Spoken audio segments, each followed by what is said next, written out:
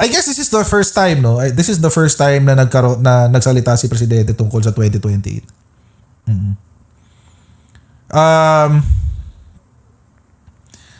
And I think this medyo safe medyo safe answer si PBBM. Although hindi niya sinabi kung sino yung kanyang i-endorse, pero nagbigay siya ng mga description. Nagbigay siya ng mga qualities ng mga taong i-endorse, ng qualities ng isang tao na i-endorso niya sa pagkapangulo. Ito kasi nangyari, mga kababayan. Puntahan natin yung article. Yan yung news article. Oo. Sabi, it's far too early to endorse presidential bet for 2028 but will support the best possible candidate. Ayan. Yung sinabi ni Presidente. Sabi niya, I will certainly endorse a candidate in the 2028 elections. Who that is, I cannot tell you because even I don't know, maski siya hindi pa niya alam, mga kababayan. It's a little too early for that. Actually, masyado pang maaga. Pero meron siyang nabanggit kanina tungkol kay Sara Duterte. May sinabi siya kanina tungkol kay Sara na parang willing din daw siyang i-endorse si Sara Duterte. Or parang open, parang ganun. Parang open siya to endorse Sara Duterte. Pero alam niyo mga kabayan, nung sinabi, sige, pakinggan muna natin yung balita. Mukhang mas maganda pakinggan muna natin yung balita. Ito yung sinabi. Para masabi ni Pangulong Bongbong Marcos kung sino ang ipanlalaban niya sa dating unit team na si Vice President Sara Duterte para sa 2028 presidential elections. Ang sigurado, ang i-endorso niya raw ay yung patuloy ang laban kontra korupsyon. Nasa frontline ng balitang niya, si Maricel Halili. Masyado pang maaga pero meron ng mga pangalang lumulutang na posibleng tumakbong presidente sa 2028. Sa ngayon, bukod tanging si Vice President Sara Duterte pa lang ang nagsabing kakandidato siya. Natanong tuloy si Pangulong Bongbong Marcos, sinong ipangtatapat niya laban sa kanyang dating ka-unit team. Certainly endorse a candidate in the 2028 elections. Who that is, I cannot tell you because even I don't know. So, maaga pa. It's a little early for that. And we don't know. We will certainly provide the best candidate. Sa ngayon, kung pagbabasihan ng mga survey, si VP Sara ang nangunguna. Sunod si Naga City Mayor Lenny Robredo na nagsabi na noon na wala siyang balak tumakbo sa national position. Natanong ulit si PBBM tungkol sa mga survey na yan. How do you feel when you see surveys showing that Vice President Duterte is the leading preference to succeed you? I don't really worry about surveys, quite frankly. I don't really, because of course I see them, but it doesn't make any difference to me. I don't change my decision because of the survey. I don't change direction because of the survey. I take a decision because that's what I feel is the proper decision to make. Para naman sa alam niyo, dyan sa statement na yan ni Presidente, medyo tawag dito, medyo na-invalidate niya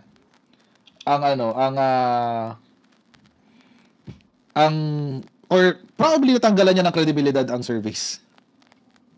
Lalo mga galit sa kanya mga survey companies niyan. Kasi alam niyo mga kababayan, sinasabi dito ni PBBM na hindi siya na-impluwensyahan ng surveys.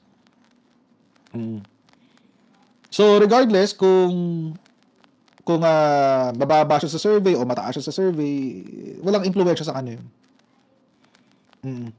Which is actually, mga kababayan, it's something na unti-unti nating natutunan, mga kababayan. Lalong-lalo na sa survey related to the impeachment. Surveys related to the trust and approval ratings of the president and the vice president. Alam niyo kasi, mga kababayan, kaya siya naging irrelevant, and I would like to emphasize the word irrelevant, is because yung mga surveys ngayon, mukhang hindi niya nire-representa ang tunay na sitwasyon. Kasi nga naman, ulitin ko mga kababayan kung bakit hindi niya nire-representa ang tunay na sistema. Maski nga to sa Okta di ba? Sa Okta medyo halos pareho sila ni Sara Duterte. 50 plus sila pareho. Parang 54, 55 sila pareho. Sa trust rating tsaka approval rating. Pero maski doon di ako naniniwala Kasi nga mga kababayan, I've learned to understand na yung mga surveys ngayon, lalong-lalo ngayon, masyado nang politicize. Kinain na ng sistema ng politika, mga babayan. At ginagamit na siya bilang paninira sa kahit sinong politiko. Kahit sino, not just PBBM, but also other politicians na kalaban ng Duterte. Alam naman natin, si Pulse Asia, Duterte admin pa lang, todo build up yan kay Digong. Si Publicus, alam natin, yung may-ari niyan, DDS, kahit tinatanggi niya. Pero DDS siya. Si SWS, alam naman natin, ano siya, dilawan yan. Pero recently, pag tinatanong ko sa mga kaibigan natin, may mga naririnig ako na may malaki daw natatanggap. Hindi ko na sabihin kung sino. So ngayon, mga kababayan, it seems, meron pa nga isa, sabi, yung nakausap ko na basta kakilala na lang natin. Oo, ng mga Indano, yung mga Indano. Sabi, sabi niya, Coach, alam mo kasi ang mga surveys ngayon, hawak na sa liig ng isang tao. Yung isang nga daw, binili pa eh. Would you believe? Binili pa siya. Oo. Binili. Yung isang survey firm. Imagine. Lala. Bakit? To weaponize the surveys.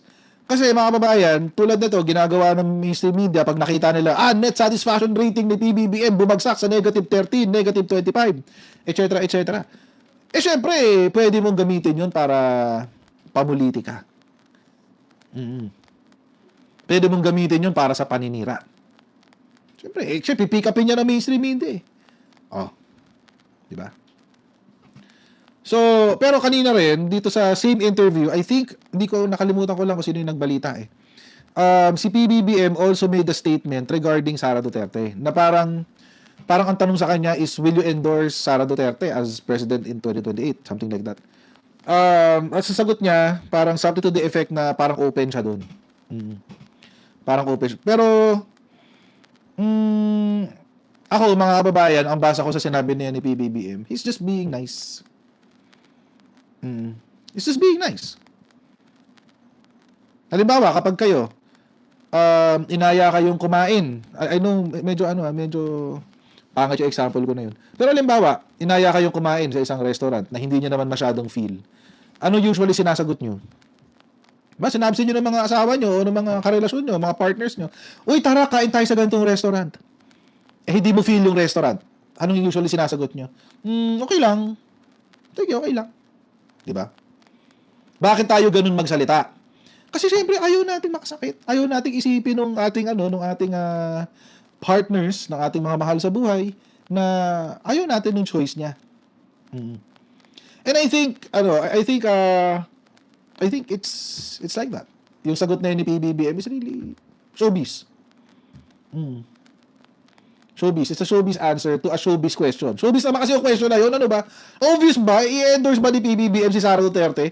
You think gagawin niya yun? No. He won't. Hindi niya gagawin yun, mga kababayan. No joke.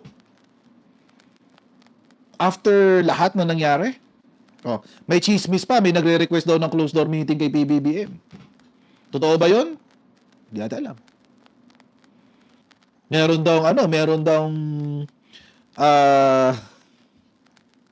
Meron daw feeling princess na gusto ng closed door meeting kay PBBM.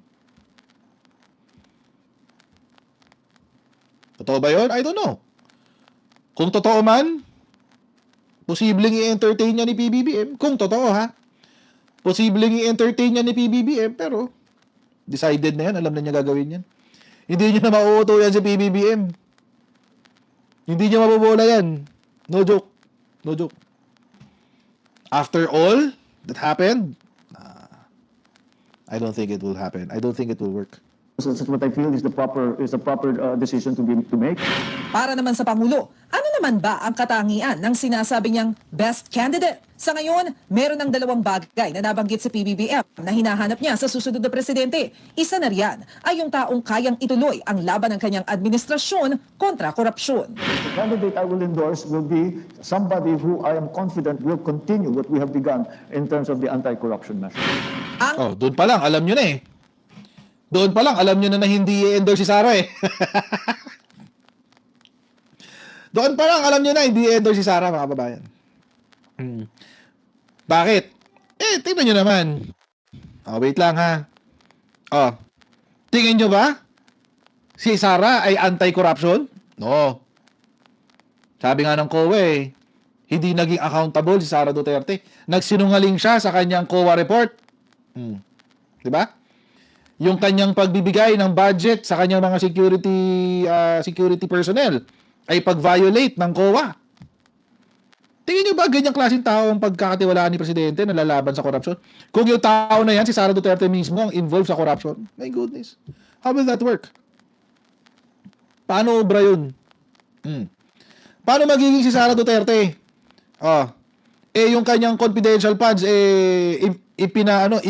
ibinuhos niya, ipinamigay niya sa napakaraming lugar, Luzon, Visayas, at Mindanao, ng isang araw lang. Ang galing nga eh. Talo pa si Superman, talo pa si The Flash. Talo pa si Doctor Strange. Gaganyan. Baka gumaganyan lang yung yung SDO, no? Yung Special Disbursement Officer, gaganyan lang. Tapos lalabas yung kulay gold. Tatawid siya, nasa ibang lugar na siya. Pupuntahan ko si Mary Grace Piatos. Wait lang. Eto na. Tapos tatawid dun sa kulay gold. Di ba? Di ba? Ang galing eh. Oo. Paano pagkakatiwalaan ni PBBM na si Sara Duterte ay magiging anti-corruption kung siya mismo ay may 6.7 billion pesos na ill-gotten wealth? Ang lupit oh. 6.7 billion pesos ill-gotten wealth. Sana all. Di ba? Sana all. Pero mga babayan, si PBBM binabatikos na siya agad diyan sa kanyang potential na na endorsement. Hindi makatiis si Llamas eh. Hindi makatiis to si Baba eh. Mangga rin naman to si Llamas, guys. Alam naman natin yan. Hindi siya makatiis. Ito sabi ni Llamas. Ano ang bigat ng endorsement ng isang BBM? Well, depende kung ano mangyayari in the next 2 years. For now kasi, mababa ang kanyang approval rating. Kaya most probably, kung ngayon mangyayari ang election, mababa rin ang kanyang endorsement power. Pero may iba kasing assets ang sitting president. Makinarya, diba? At iba pang mga possible value added. No? Pero ngayon kasi, at least sa SWS, ay tumaas siya ng 14 points. Kaya naging 14-15. Parang neutral. Kaya nga pala siya ngayon, positive 1%. No? Kaya kung masusustain niya yan at mababago niya, ay mahalaga yon going into 2028. Pero, ang elephant in the room kasi dito ay kailangan niyang magpakulong ng mga maraming corrupt na tao para maging viable yung kanyang statement na ang kanyang i-endorse ay should be anti-corruption. Like him. Like him, he said. Sabi niya, na, mahiya naman kayo. Pero hindi naman mahihiya yung mga corrupt. So dapat ipakulong niya yung mga hindi nahihiya. So, depende sa mangyayari pa. Yes. Lalmawa. Ang daming mga congressman ang na-involve dito sa mga anomalies na ito. Wala pa namang congressman ako nakita na kulong. Wala pa. Maraming mga contractors ang na-involve dito. Isa pa lang yung nakikita kong nakukulong. No? So, kung mananatili yung ganyan, ay baka maapektuhan yung kanyang endorsement power. Lalo na kung ang endorse niya ay anti-corruption. Yun. Bilis, di ba? Bilis ng batikos eh. Oo. Going into 2028. Ang bilis ng batikos ni Llamas eh. Oo. Pero alam nyo mga kababayan, merong nakakalimutan tong si Llamas. Kasi minsan, alam naman natin, alam ko may mga nakikinig sa ating mga liberals, mga kakamping. Medyo masasaktan lang kayo dito sa sasabihin ko. Pero kailangan nyo rin tanggapin. May nakakalimutan kasi si Llamas na nung panahon na tumakbo si President Bongbong Marcos bilang Vice Presidente, kahit natalo siya, kakapiranggot lang yung kanyang pagkatalo. And by the way, BTW, napatunayan na si Andres Bautista nandaya noong 2016. Bakit? Kasi ngayon, he is being indicted sa Amerika for money laundering. Ano namang koneksyon nun, Jarrett? Ano naman koneksyon nung kay si Andres Bautista at yung kanyang yung kanyang indictment sa Amerika na money laundering? Ang koneksyon kasi nun ay yung paglo-launder niya ng pera na kinuha niya kay Smartmatic. 1 billion pesos. Dinala niya sa Amerika, pinambibili niya ng mga bahay. Pinadaan niya sa isang shell company. Hindi nyo alam, malamang hindi nyo alam yan. Kasi, kontra sa inyo yan eh. Pinadaan niya sa isang shell company, yung pera, at kunyari, nagpautang itong shell company sa kapatid niya, pambili ng property sa Amerika. Ano yung shell company? Korporasyon na pangalan lang. Pangalan lang. Hindi ko lang alam kung saan nakabase. Hindi ko alam kung sa Panama ba nakabase yan. Sa nakabase, or I don't know. Basta shell company siya.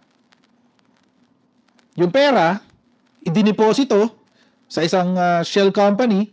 Yung shell company yung may hawak ng pera ngayon, nakapangalan sa kanya. Tapos, kunyari, ipinautang sa kapatid ni Andres Bautista. At kinuha ni Andres Bautista sa kapatid niya at pinambili niya ng property sa Amerika. Yun yung money laundering.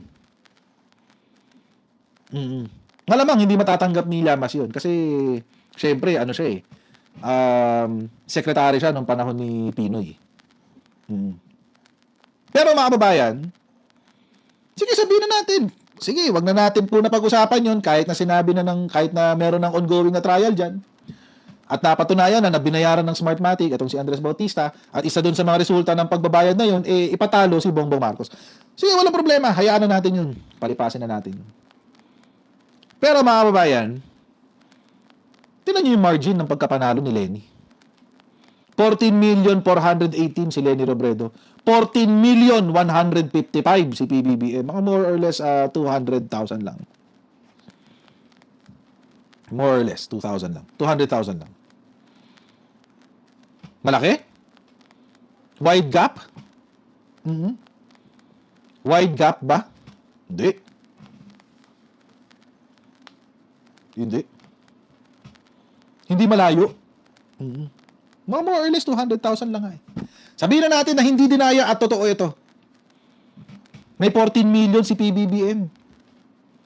14 million. Hindi pa siya sikat niyan. Ito yung mga kababayan na kapag siya ay nagrarally, halos walang pumupunta. Naalala nyo, kapag siya ay tawag doon yung yung pumaparada, halos walang tao sa kalsada. Ito yun, yung panahon na yun. Pero mga kababayan, yan yung numero ng mga loyalists. Ngayon, fast forward tayo, 2022.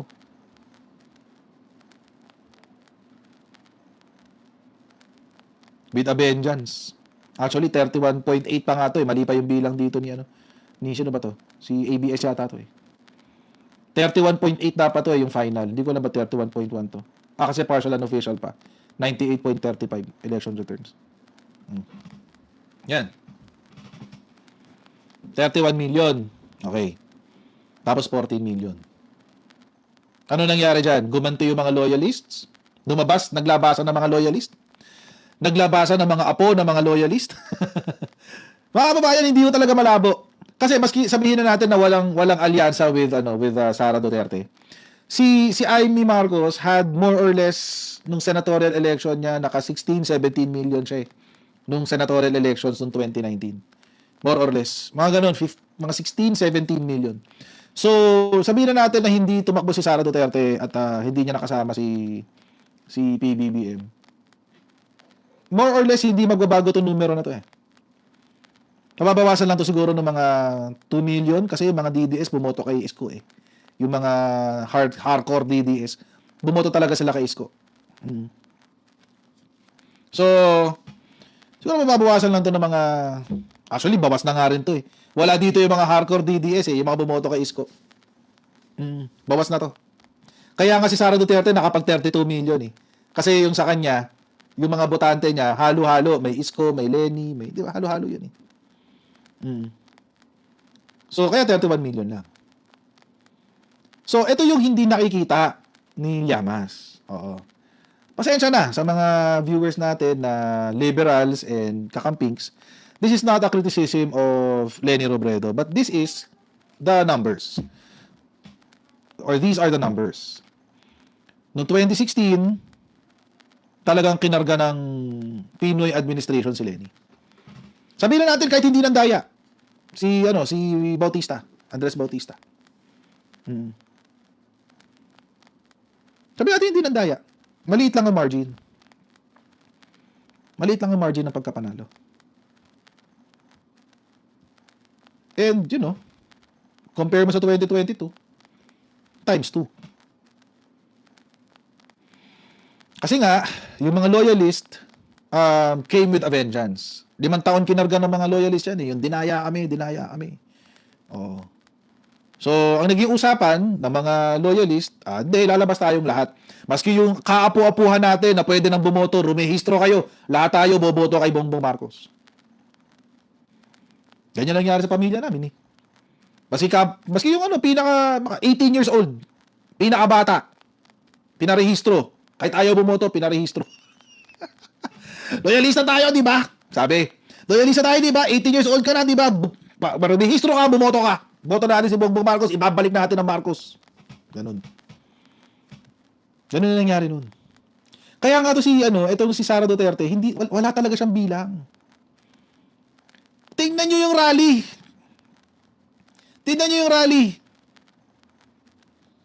May nakita ba kayo nakaberde sa mga rally? Wala kayong makikita nakaberde dun. Lahat yun, pula. May makita ka mang berde, patsi-patsi.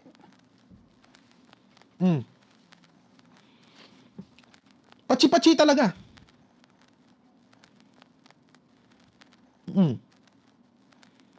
Ngayon, sinasabi ng mga, actually, and this is my message to the yellows, tsaka mga kakampi.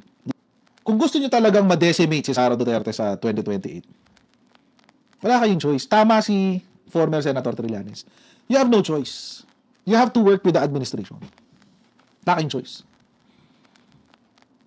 Kasi ang numero ng yellows will not go beyond 15 million.